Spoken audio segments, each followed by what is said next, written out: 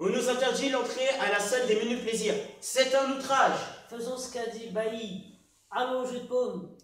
Faisons le serment, ici et maintenant, de ne jamais nous séparer, jusqu'à que l'on donne à la France une constitution. On le jure.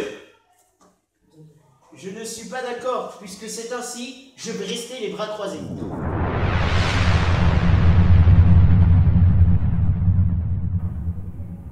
Premier député du tiers-état quelconque. Dis donc, as-tu vu les vêtements des députés du clergé de la noblesse?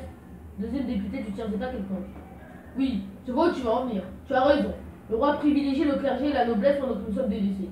Quelle injustice! Nous avons de vêtements pitoyables comparés à eux. Nos vêtements sont tout noirs, lugubres, moches, etc.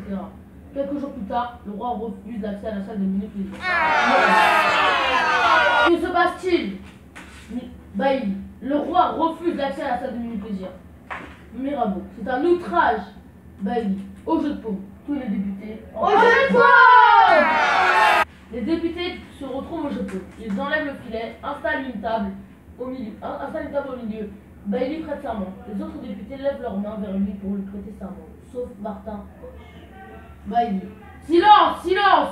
Faisons le serment, ici et maintenant, de ne jamais nous séparer et de nous rassembler partout où les circonstances l'exigent, jusqu'à donner à la France une constitution. Les autres députés, je jure, je jure. Martin hoche. Et la gorge du roi. Salle de menus plaisir. Le roi ordonne aux 3 heures de siéger séparément. Le tiers-état refuse de quitter la salle. Le roi. Je suis le seul à représenter le peuple. Et le roi partit.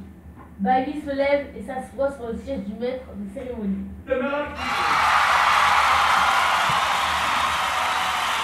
Drobrézé. Vous avez entendu, monsieur? L'ordre du roi? Bailly. Il me semble que la nation de l'Assemblée ne peut recevoir d'ordre. Mirabeau. Allez dire à votre maître que nous sommes ici par la volonté du peuple et n'en sortirons que par la force de baïonnettes.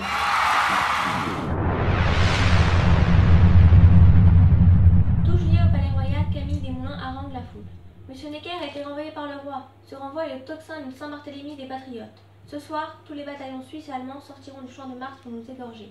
Il ne nous reste qu'une ressource, courir aux armes et prendre des cocardes vertes pour nous reconnaître. Les armes aux invalides. Les Parisiens prennent les armes et se rendent ensuite à la Bastille pour aller chercher de la poudre et des balles.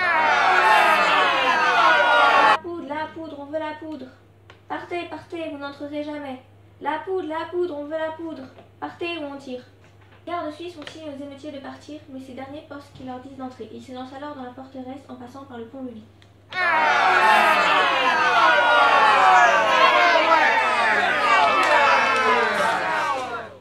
Il faut tirer sinon la Bastille est perdue. Non, il en est hors de question. Tirer est la seule solution. D'accord, faites ouvrir le feu. Après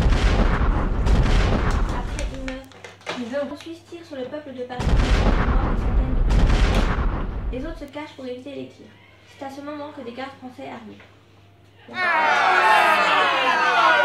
Les gardes français arrivent avec des canons. Ils viennent nous aider. Continuez d'avancer, il faut aller chercher la poudre. Aux armes, citoyens! Aux armes! Attaquons-les!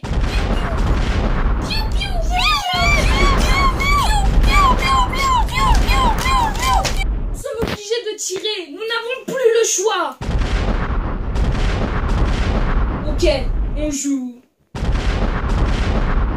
On joue! Feu! Les gardes français tirent et la Bastille se rend les armes. Les Parisiens envahissent la forteresse, libèrent les prisonniers et s'emparent de la poudre et des balles. La tête de Delaunay est découpée, accrochée au bout d'un pic.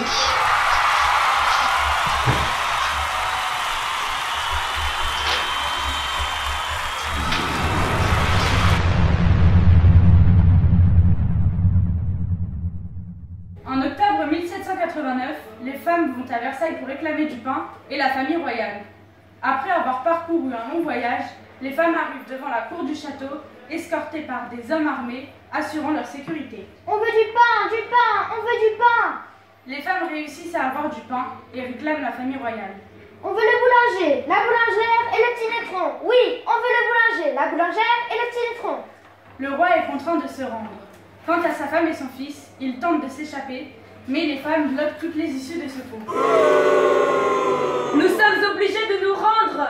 Allons à Paris.